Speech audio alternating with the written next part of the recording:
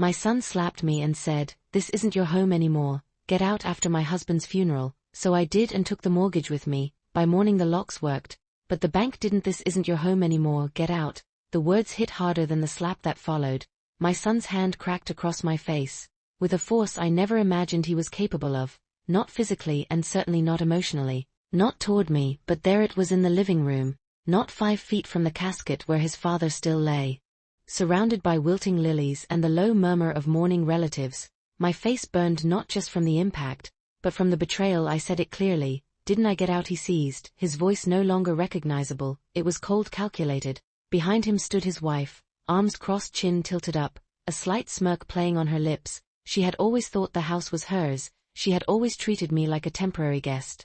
In my own home I had given birth to this boy.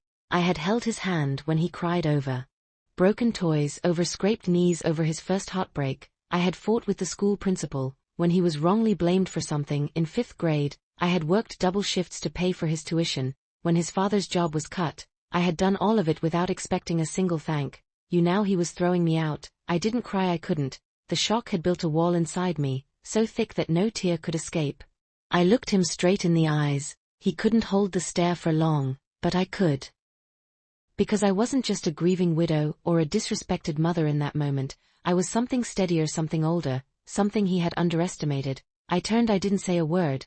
My suitcase was still in the corner of the hallway, barely unpacked from the hospital visit a week ago, my husband's final stay. I pulled it toward the door, my steps quiet, on the hardwood floor we'd laid down together. 37 years ago I didn't take everything, not my photo albums, not the ceramic angel from my mother, not even my favorite quilt, but I did take something they'd regret losing. I took the mortgage. The cold air slapped me again as I stepped outside, but it was kinder than my own son's hand. The sky was gray, and snow had just begun to fall in soft, drifting flakes. It clung to the folds of my black coat, but I didn't brush it away. It made me feel real alive. I walked down the driveway, past the car my husband and I had paid off together, past the roses we planted on our 20th anniversary, past the wind chimes that used to sing when Andrew came home from school. No one followed me, no one stopped me, not even him at the corner. I pulled out my phone and called for a taxi. While I waited, I sat on the bench outside the gas station.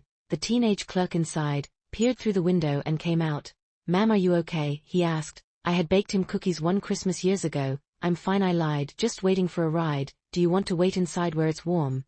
I nodded. He didn't ask more. He didn't stare at the bruising that was already blooming across my cheek. The motel room smelled of bleach and sadness, but the heater worked and the bed was clean. The receptionist didn't ask questions. She offered me a cup of tea and a blanket.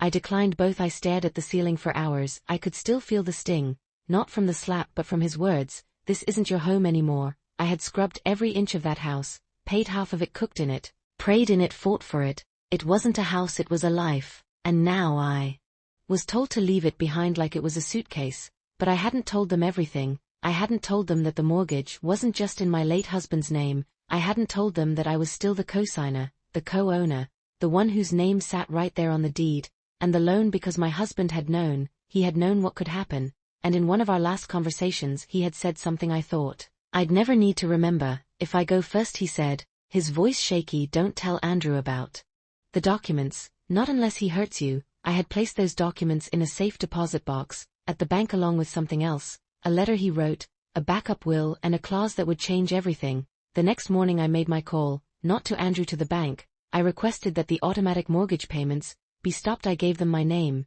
my ID, the account number. They verified it. "You're listed as a co-owner and co-borrower, ma'am. You can do that," the banker said. I said thank you, then I hung you. By noon my son would find the locks changed, the door rekeyed, but by the end of the week, he'd get the real shock when the bank called, and I would be far away by then, not hiding, just quiet. I had spent my whole life being quiet. Now it was my silence that would speak the loudest.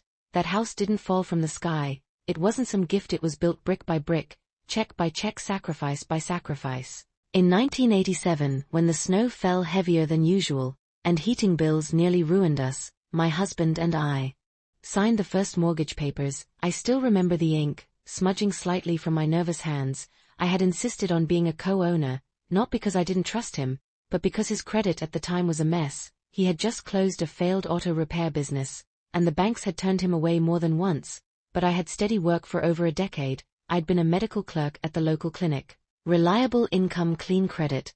My name opened the door, my name got us the loan, and so my name went on the deed. We didn't talk about it much after that. He was proud but quiet about the arrangement. Still, when we planted our first hydrangeas in the front yard, he whispered, we built this together, you and me, and we did. Every month we paid on time. Sometimes we skipped dinners out or Christmas presents. Sometimes we patched holes in the roof ourselves, with duct tape and determination, but we never missed a payment. The bank sent statements in both our names. The mailbox always knew we were equals. But when my husband fell ill in 2012, everything changed suddenly. The strong man who once lifted me over puddles, now struggled to lift a coffee mug, medical bills mounted, insurance barely scratched the surface, he couldn't work anymore, and Social Security was slow and stingy, so I took on more hours at the clinic, switched to night shifts, learned how to stretch a week's groceries from 2 bags, I even cleaned houses on weekends, wearing gloves to hide my cracked knuckles. But I never complained, not to him and never to Andrew, because Andrew had just started his own family, he was trying to build something too. I didn't want to burden him. I told him we were doing just fine, even when I counted pennies to fill the gas tank. When he asked why I looked tired all the time, I smiled and blamed it on age. He never asked more, and maybe that was my mistake. Maybe if I had let him see truly what I was doing, he might have respected me more, or maybe not. Maybe it wouldn't have changed anything at all, but I chose silence. I chose to protect him from the weight of what I carried, and now years later, he threw me out of the very house my name had helped build. It wasn't just insulting, it was erasure. They thought it was theirs. They walked through its holes, like kings and queens of something they didn't earn. His wife changed the curtains, repainted the living room, remodeled the kitchen, all without ever once asking me. She said it was her domain. I let her believe that I didn't want to fight, I just wanted peace. In my final years, I thought if I gave them space they would give me respect. Instead they gave me orders. I remember one evening just a few months ago, I was dusting the bookshelf when she said, "You really should ask before touching things. We're trying to keep the aesthetic consistent." It was my bookshelf, my books. Even the shelf had been built by my husband's hands. I went back to my room, shut the door, and cried quietly for the first time in a long time. Not because of her words, but because I saw what was coming. She was rewriting the narrative, and Andrew let her. He started calling at their house in conversations, stopped asking for my opinion, treated me like an extended guest, tolerated but not welcomed. I watched it all silently. I didn't push back, I didn't wave around documents or make scenes. But I never threw anything away. Every mortgage document, every payment slip, every copy of the deed, I kept them in a neat manila folder in my bottom drawer. And when my husband died, I took that folder and placed it in a safe deposit box at the bank, along with a backup copy of his will, and a letter he left for me, just in case. I had protected Andrew his whole life, but I had protected myself too. Now when they slammed that door in my face, they thought they were finally in control. They didn't know the history. They didn't know the house wasn't just wood and drywall and paint, it was names on paper, and one of those names was still mine. A week before he died, my husband called me into the bedroom. Lou Andrew and his wife were out buying groceries. He was lying in bed, thinner than I had ever seen him, the curve of his bones showing through his flannel pajama top. But his eyes were sharp, sharper than they'd been in weeks. "Come sit," he said, patting the edge of the mattress. I sat. He reached into the drawer beside the bed and pulled out a small brown envelope. "Don't open it now," he said, placing it in my hands, "and don't tell Andrew it exists. Not unless." He trailed off, coughing. "Not unless what I asked." Gently, he looked at me for a long moment, then said, "Not unless he hurts you." I stared at him confused. "What do you mean hurts me?" "I mean," he paused, collecting his breath, "I've seen how he speaks to you sometimes. The way she treats you, and he lets her." I swallowed hard. I didn't want to talk about that, not with him in this condition. "Not now, you're overthinking," I whispered. "He's just stressed." But my husband shook his head. "No. You've been too generous with your forgiveness. That's why I had the papers drafted. I had the lawyer include something just in case, because if I go before you and they turn on you, I want you protected." I tightened my grip on the envelope. "What's in here?" "A second will, a supplemental clause. It's notarized. It's legal if Andrew ever insults, abuses, or evicts you from this home. He loses all claim, every penny, every title, every right." My hands trembled. He continued, "I didn't want it to come to that, but I needed to know that if I'm not around, you still have some control, some justice." I nodded, eyes burning. I leaned forward and kissed his forehead. "Thank you," I said, Voice breaking, but I hope I never have to use it. He smiled faintly. Me too. He died 5 days later. The funeral was simple, cold, quick. His friends came, some old colleagues. Andrew barely said 2 words during the service. His wife made herself the center of attention, sobbing loudest, even though she'd only known him 10 years. I kept my silence. I clutched the folded flag, and the last photograph we had taken together. And I held the unopened letter in my coat pocket. I went to the bank the next morning. The woman at the front desk recognized me. Her name tag read Melinda. Safe deposit box, she asked kindly. I nodded. Box 221 under Eileen Carter. She verified my ID, handed me the key and led me to the private room. I opened the box and placed the letter inside, along with the supplemental will, a USB stick with scanned mortgage documents, and a copy of our original title. I labeled it in case of emergency, then I locked it all away. I didn't want to think about it again. I didn't want to imagine a version of the world where my son would make me need it. But now that version had arrived. 3 days after the slap, I returned to the bank. Melinda wasn't there. A new clerk helped me, a young man who looked barely 20 but spoke with care. In need of access, he asked. Yes, I said. Box 221. He led me back to the same private room. When I opened the box, I hesitated. My hands didn't shake this time. I took out the letter first. The paper had yellowed slightly around the edges, but my husband's handwriting was still clear, steady, familiar to my dearest Eileen. It began. I read it again, even though I had it memorized. If you're reading this, then I'm gone. And if you're reading this, because Andrew did what I hope he never would, then I am sorry, but you must know this. You are not powerless, you are not invisible. This house was yours as much as mine. Your hands built it, your sacrifices paid for it, and no one, especially not our son, pays. To erase that, a lump rose in my throat. There is a clause in the supplemental will. You know it, use it if you must. Don't let guilt keep you silent. You've spent a lifetime being the glue for this family. Let this be the moment you stop holding it together. For everyone else. He had signed it, dated it October 14, 2020, just weeks before his last hospitalization. Below the letter, the supplemental will confirmed everything.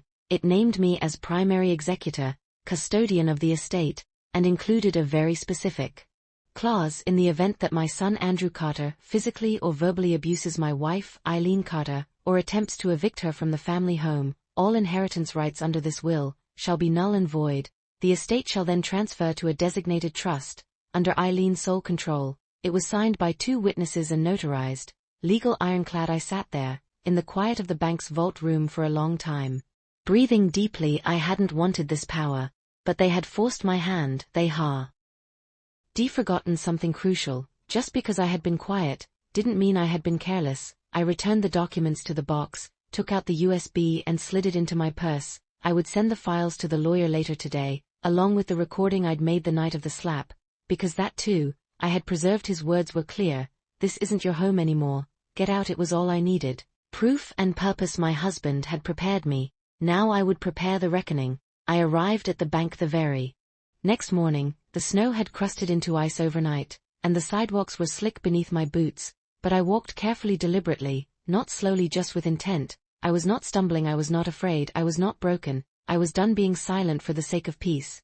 By 9:05:00 am was seated across from a lone officer in a small, glass room. Her name tag read Jessica. She wore a burgundy blazer and had kind eyes, but I saw the flicker of curiosity in them when she read my request. You'd like to terminate the automatic mortgage payments, Mrs. Carter? Yes, I said firmly, and I'd like to review the full loan file, originals if possible. Jessica blinked. We can prepare copies for you. Are you aware that this action may affect? I'm the co-borrower, I interrupted. The loan is under both my late husband's name and mine. I have every right to withdraw authorization. You'll find my name on every page. She paused, tapping her keyboard.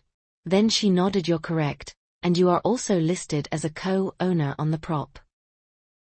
Title. I know, I said. Please prepare the documents. She excused herself briefly, and when she returned, she had a thick manila folder with my name, neatly typed on the tab. I smiled faintly at the sight of it. 35 years of payment statements, renewals all accounted for, all mine to claim. I signed the revocation form. It took less than 10 minutes, 10 minutes to undo what they believed was permanent. Jessica handed me the file. Is there anything else I can assist you with, Mrs. Carter? Yes, I said. I'll be transferring the file to my lawyer later today. In the meantime, please flag the account. No one is to resume payments or renegotiate terms without my written consent. She nodded. Of course. We'll place a lock on it. As I left the bank, The wind caught my coat, I pulled it tight around me, but inside something warm flickered, not anger, not revenge, just assurance, a quiet kind of strength. I had been preparing for this moment, even when I didn't realize it, at home in the tiny, one-room apartment I had taken on a monthly lease. I opened my laptop and plugged in the USB, the folder opened, instantly scanned copies of every critical document. My husband had been meticulous, he had labeled each file by date, by type, by legal reference. At the bottom I added one more, the recording from the night Andrew slapped me. I had recorded it out of habit, after my husband's first stroke. I had developed the habit of recording important conversations, doctor's instructions, medication lists, even grocery orders. That night I had been carrying the same, small recorder in my coat pocket, intending to make a note to refill my prescription. Instead it captured everything, his voice, the slap, the exact words, "This isn't your home anymore. Get out." It was damning, clear, unmistakable. I uploaded the file to a secure drive, and emailed it to the woman who had helped my husband draft the supplemental will, his former attorney. Subject RE urgent activation of Clause 17B. I attached everything: the recording, the scanned will, the mortgage file. 5 minutes later my phone rang. "Mrs. Carter, yes, this is Megan Dale. I received your email. I've reviewed everything." Her voice was calm, steady, professional. "I want you to know I'm sorry for what happened, but more importantly you've done everything right." I said nothing. Megan continued. "Clause 17B is valid. The audio recording verifies both verbal abuse and unlawful eviction, as per your husband's will. Your son forfeits all inheritance rights, effective immediately. Can you act on this now?" "Yes, I'll file the notification today. We'll issue a cease claim letter to your son's attorney, and freeze all disbursement of estate assets. Do you have a place to stay for now?" I said I'd advise we schedule a formal review this week, but in the meantime, rest assured you are no longer powerless. I thanked her and I hung up. At night I sat in the armchair by the window. The motel was modest but the view was clean, no traffic, no yelling, no passive-aggressive sighs at dinner, just silence, not the sigh. NCE of being ignored, the silence of being free. I thought of my husband, how he had anticipated this, how he had worried not about death, but about what would come after, about me, left behind in the care of a son who forgot how to care. I had forgiven Andrew many times in life, for the missed birthdays, the short tempers, the little lies I had told myself. That was what mothers did, that love meant enduring. But love should never mean erasing yourself. To keep the peace, I had done that for too long. The next day Megan filed the necessary documents. The court issued a preliminary freeze on the estate. My son would be notified within 48 hours. At the same time, the bank processed my mortgage suspension. The system would flag any future payments as unauthorized. In the language of finance and law, I had become a wall, a legal, financial, and emotional wall that Andrew could no longer scale. I didn't call him, I didn't warn him, I simply acted silently, precisely, because the most powerful thing a woman can do is remember everything they forgot. She knew the first time I saw it was through someone else's phone. I was at the pharmacy waiting for my prescription, when the young woman behind the counter, who used to babysit my neighbor's twins, showed me a post. "Mrs. Carter, I didn't know you moved out. Your daughter-in-law's been posting about the renovations." I stared at the screen. There it was, a bright staged photo of the living room, where my husband and I had once danced, on our 25th anniversary, now stripped bare, new flooring, white and gold curtains, a cream leather sectional caption, "Fresh start, goodbye to the darkness, hello to our forever home." Darkness, that's what she called me. I nodded politely, took my bag, and walked back to my apartment without saying a word, but in my chest something began to settle. Not anger, not sadness, it was the strange bitter taste of clarity. They truly believed they had one. They thought I had slinked away, like an old coat they had finally donated, outdated, no longer useful. They had no idea what was coming. The photos kept coming: their kitchen remodel, their new mattress, a chandelier in the hallway. Finally ours. The captions read, she posted a boomerang video of Andrew, hanging a framed sign that said, "Love lives here." They were nesting, boasting, inviting friends over for wine nights, and charcuterie boards served on the dining table. My husband built with his own hands, and through it all not one message, not one call, not even a thank you for the decades I had poured into those walls. But then, exactly 31 days after I terminated the mortgage payments, the notice went out. The bank, efficient as always, sent a formal letter to the primary address on file, subject default notice, Carter residence due to the borrower's revocation of payment authorization, and failure to meet scheduled obligations. The mortgage is in breach of contract. if not resolved within 15 business days. The property will be marked for foreclosure and repossession. I didn't have to be there to see EIR faces, but I imagined it clearly, the silence as the envelope was opened, the disbelief turning to confusion, the frantic scan for a mistake, the quick turn to anger, then the dawning horror because they didn't know, they had never read the fine print, they'd assumed I was just an old woman, with no teeth left to bite, but I was the teeth, I was the signature, I was the name beside their dream, and now I was the reason it was unraveling. Andrew called that evening, his name appeared on my phone for the first time in over a month. For a moment I considered letting it ring, but I wanted to hear it just once. I answered. His voice was hoarse, not angry yet just confused. Small mom, I said nothing. I don't understand. We got this letter about the house, something about a foreclosure. What's going on? Silence. Did you do something to the payments? I waited 3 full seconds, then I answered slowly. Yeah. Another pause. Why? His voice cracked. Why would you do that? We're going to lose the house. I didn't respond. Mom, please, he continued, and now he was crying. I could hear it. The heavy, uneven breath of a man who had only just realized he was fallible. We didn't mean it. It was just emotions were high after Dad's funeral. We weren't thinking. You weren't thinking. That's what they always said. When they wanted to erase a choice they had already made. Please, he whispered, we can fix this. Just tell the bank it was a mistake. Restart the payments. We can talk. We can figure something out. I closed my eyes. S was the same voice that had ordered me out, that had stood silent, while his wife stripped my life from the walls and painted over it in beige. I can't, I said simply, but it's your house too. No, I interrupted. Calm as glass. You told me it wasn't.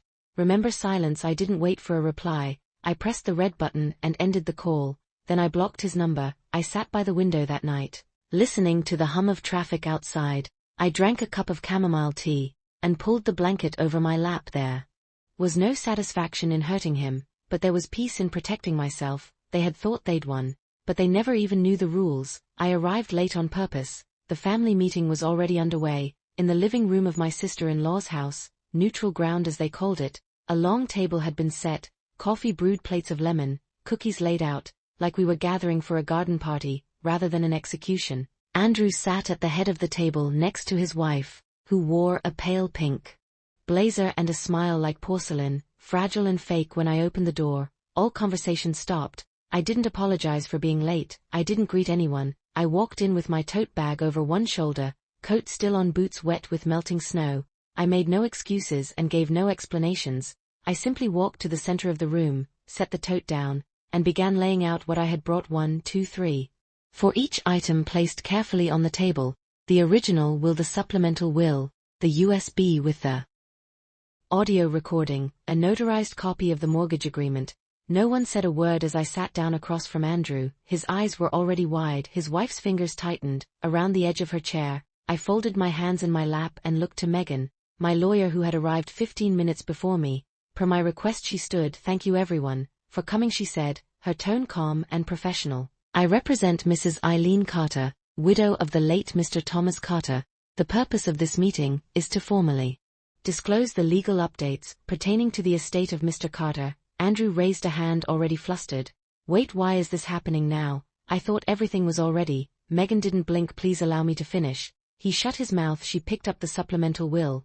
This document, signed and notarized in 2020, includes a clause 17b, that specifically states should the heir, Andrew Carter, engage in any verbal abuse, physical harm, or forcible eviction of Mrs. Eileen Carter, all inheritance rights shall be immediately revoked. Gasps rippled through the room. A cousin whispered eviction. Megan nodded. We have submitted audio evidence of Mr. Andrew Carter stating, quote, "This isn't your home anymore, get out." This occurred within hours of Mr. Carter's funeral. Andrew stood suddenly, knocking his chair back. That was taken out of context. Megan calmly reached into the bag and pulled out a small speaker.